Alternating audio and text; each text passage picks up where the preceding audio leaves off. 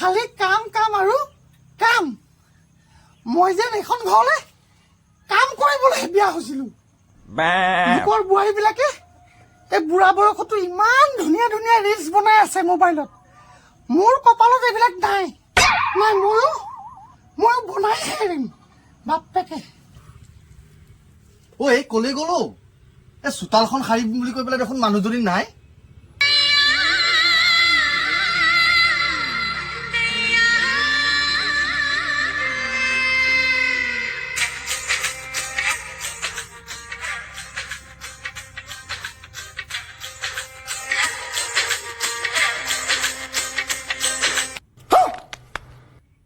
ओ बेटी